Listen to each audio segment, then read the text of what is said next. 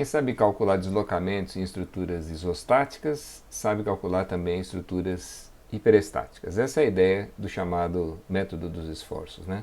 Nós vamos resolver essas vigas simples hiperestáticas e outras que virão na sequência, usando o mesmo método dos esforços que nós usamos para calcular estruturas hiperestáticas da tração e compressão simples. Mas nesse contexto aqui, é mais propício para a gente sistematizar direitinho as etapas do chamado método dos esforços, né? Esse nome vigas simples hiperestáticas é para diferenciar das chamadas vigas contínuas. As vigas simples são essas como essa aí, que tem um tramo só. A viga contínua tem vários tramos e nós vamos aprender a calcular na sequência, tá? Bom, como é que funciona o método dos esforços? Quais são as etapas do método dos esforços? Primeiro, nós vamos definir o chamado grau de hiperestaticidade.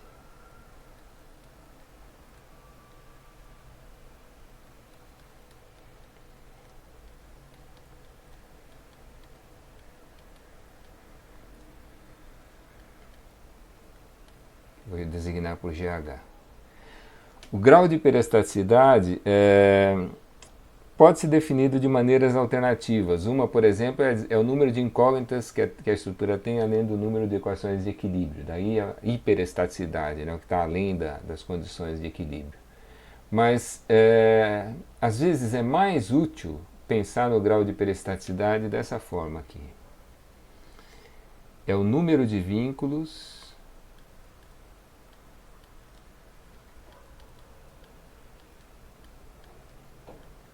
além do que seria necessário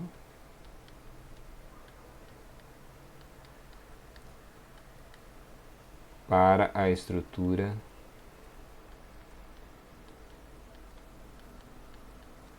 ser isostática.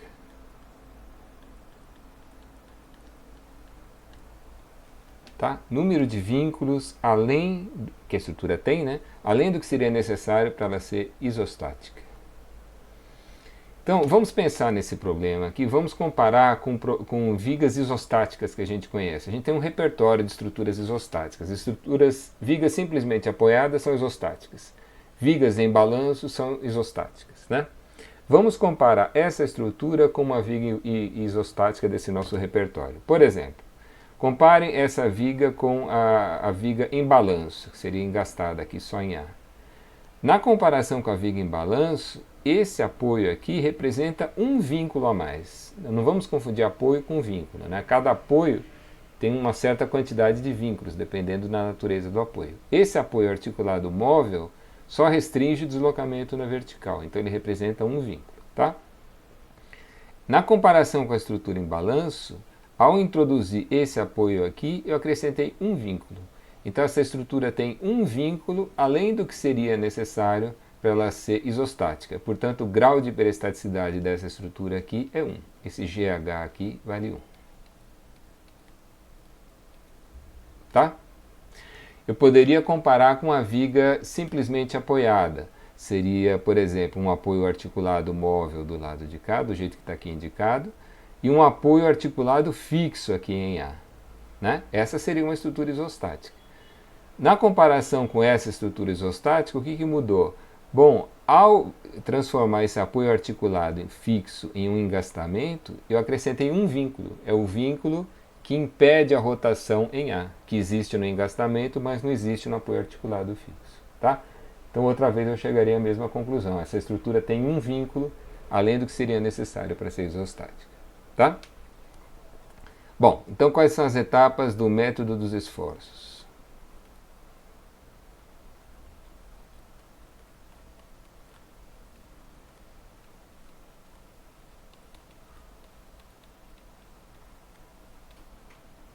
Primeira etapa. Nós vamos transformar, eu estou escrevendo isso aqui porque é importante, a estrutura em isostática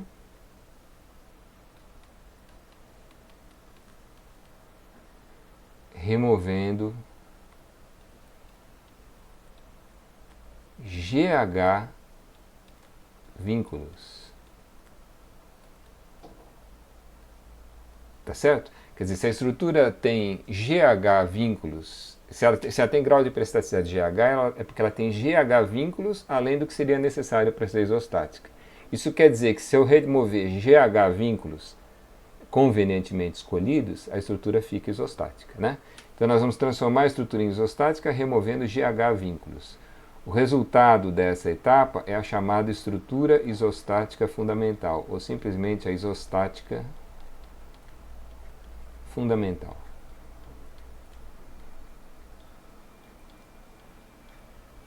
Tá? Vamos fazer isso nesse problema. Eu vou transformar essa estrutura em isostática removendo um vínculo. Tá? Vamos remover esse vínculo em B.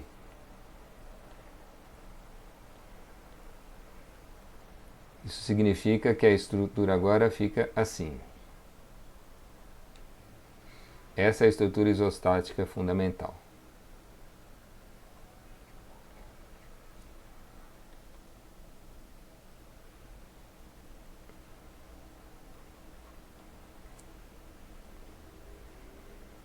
Tá? Então reparem, a única coisa que eu fiz aqui foi remover o vínculo em B. Transformei essa estrutura numa isostática fundamental. Tá? Segunda etapa.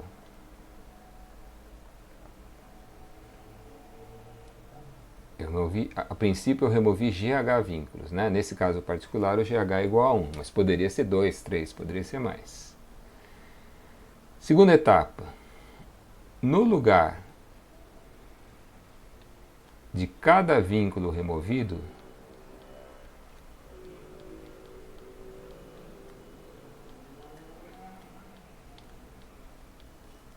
introduzir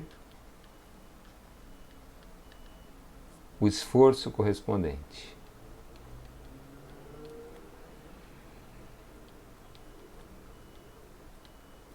Correspondente. Esse esforço é chamado de incógnita hiperestática.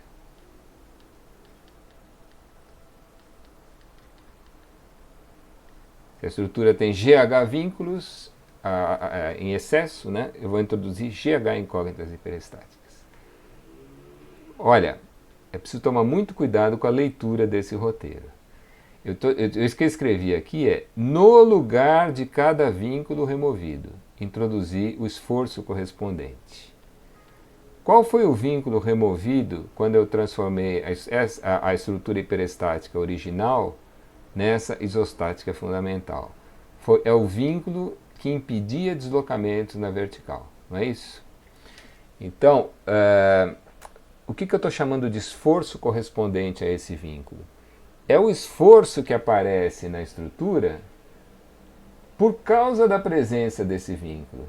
Esse vínculo impede o deslocamento vertical, então ele gera uma reação na vertical. Esse é o esforço que eu estou chamando associado a esse vínculo. Tá? É o esforço que aparece em B só por causa da presença desse vínculo. Se eu não tivesse o apoio em B, não teria uma reação à força vertical nessa posição. Tá? Então isso é que eu estou chamando de esforço associado ao vínculo. No lugar do vínculo removido, nós vamos introduzir o esforço correspondente. Vai ser uma força, porque o vínculo que existia aqui impedia deslocamento vertical e gerava esse tipo de reação. Tá? E essa força que eu introduzi no lugar do vínculo removido, que eu vou chamar de X, é o que a gente chama de incógnita hiperestática. Tá? Então eu removi o vínculo, introduzi o esforço correspondente e a terceira etapa, o gran finale, é recompor cada vínculo removido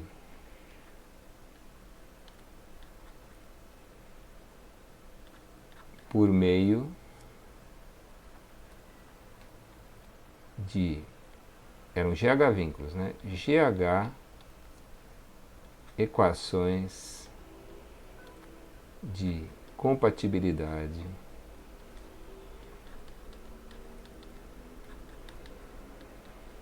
de deslocamentos.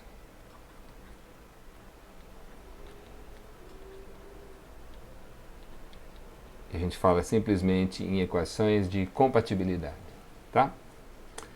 O que significa recompor o vínculo removido? Significa o seguinte: essa estrutura isostática, sob a ação desse carregamento M0 e esse X, ela pode se deformar de qualquer maneira. Por exemplo, ela pode fazer assim.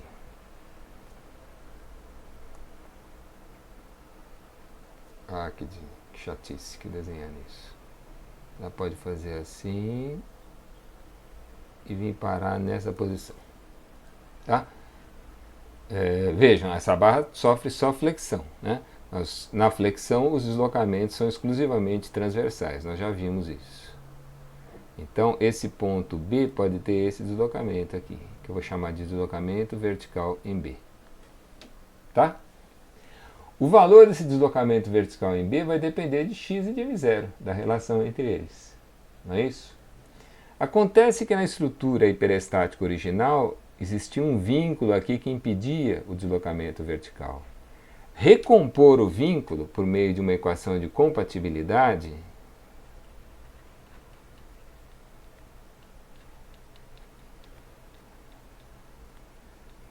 é dizer que essa incógnita hiperestática vai ser tal que o deslocamento em B tem que ser igual a zero. Porque na estrutura hiperestática original existia um vínculo aqui que impedia o deslocamento horizontal, vertical. Tá? Tá certo? Então, quem determina esse x é essa condição de compatibilidade, né? O x tem que ser tal que esse deslocamento é zero. Isso é que eu estou chamando de recompor o vínculo. Tá? Se a estrutura fosse duas vezes hiperestática, a gente teria duas incógnitas hiperestáticas por remover dois vínculos e depois teria que recompor dois vínculos por meio de duas equações de compatibilidade. Nós vamos ver isso mais para frente. Bom, VB igual a zero significa que, vejam, quem que é o VB nessa situação? Se eu orientei ele para baixo, eu vou dizer que o deslocamento provocado por esse momento vai ser um efeito positivo, que é o momento M0 vezes o comprimento da barra ao quadrado dividido por 2EI. E o x é um efeito negativo, x vezes L ao cubo dividido por 3EI. Tá? Bom, se eu pegar esse cálculo de deslocamentos e substituir na equação de compatibilidade em 1,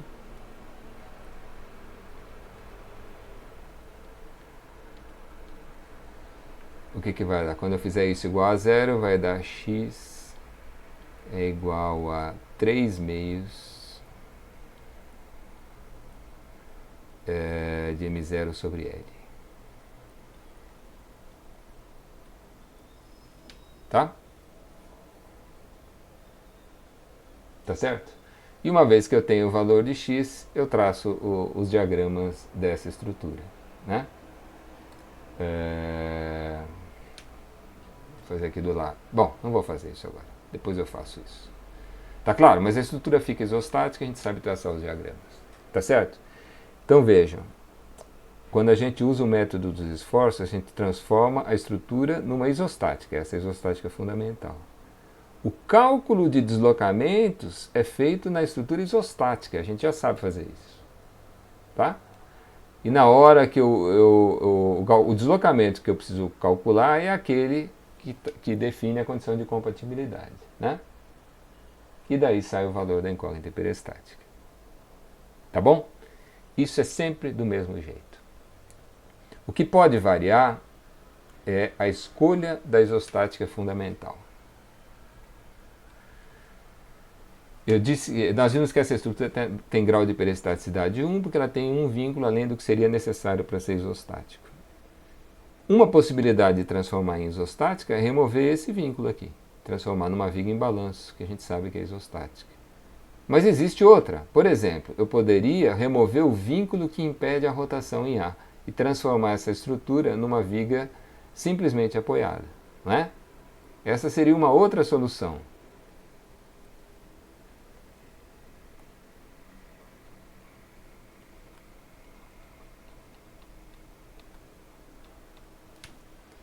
vamos transformar essa viga na viga simplesmente apoiada.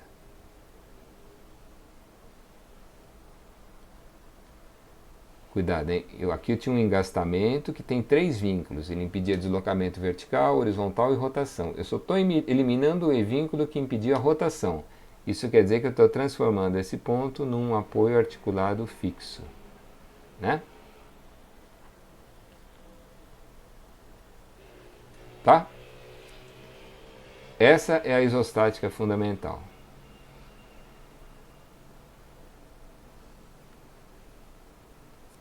Voltemos ao roteiro.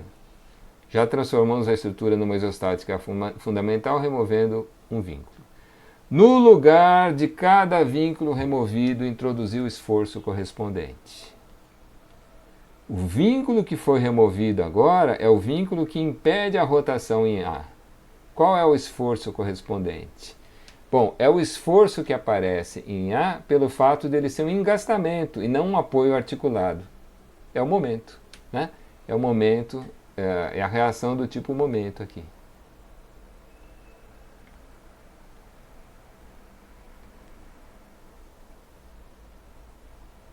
Vamos chamar de Y. Tá claro isso? Quer dizer, a diferença entre esse apoio articulado fixo e o engastamento é o vínculo à rotação. E em termos de esforços, é esse momento que existe no engastamento, mas não existe no apoio articulado fixo. Tá?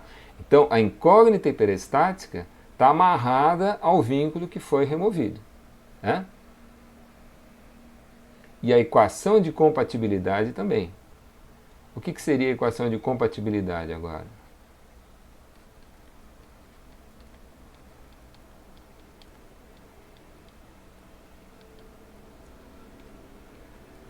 Recompor cada vínculo removido por meio de uma equação de compatibilidade. Eu preciso recompor o vínculo que eu removi quando eu transformei aquela viga hiperestática nessa aqui.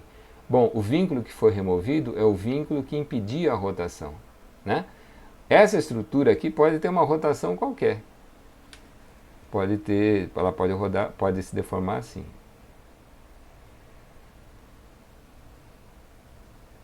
E aqui, em A princípio pode ter uma rotação qualquer. Depende dos valores de y e m0. O y, que é a solução do problema, é aquele que faz com que essa rotação seja zero, porque foi esse o vínculo removido. Tá? Então a equação de compatibilidade é θA igual a zero. Essa é a equação que recompõe o vínculo à rotação que eu removi quando eu transformei aquela hiperestática nessa isostática. Tá bom? Bom, aí é só fazer a conta, né? Quem é o θA? θA é, do jeito que eu desenhei aqui, vamos ver quais são os efeitos positivos. Se eu tivesse só esse y, ele provocaria flexão nesse sentido. Então o y é um efeito positivo. Tá? Vai ser y vezes L dividido por 3EI. É a rotação do lado em que se aplica o momento. E se eu tivesse o M0 só? Se eu tivesse só M0, a flexão também seria desse jeito. E o θA seria desse jeito. O M0 vai ser um efeito positivo aqui também. Só que agora é o momento vezes L dividido por 6EI. É a rotação do lado oposto ao lado em que se aplica o momento. Quando eu substituir isso na equação de compatibilidade,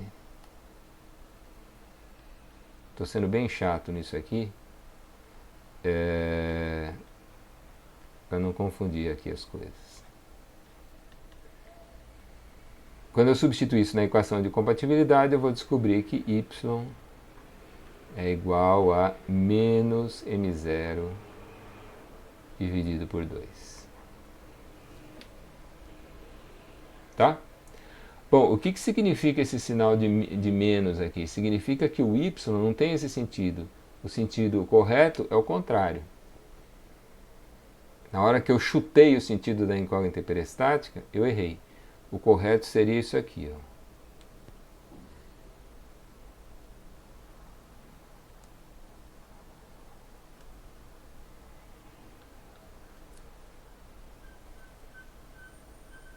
seria um m0 assim,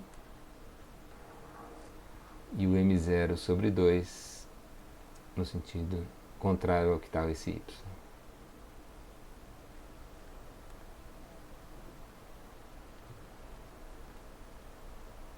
Tá?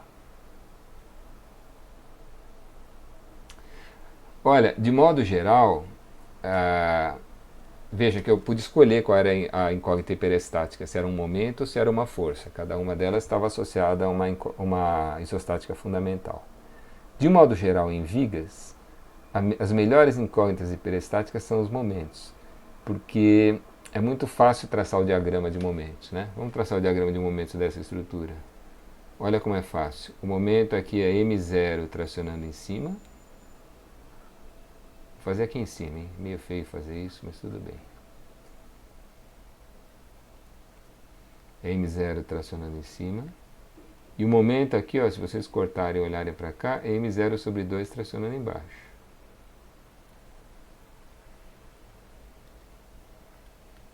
Né?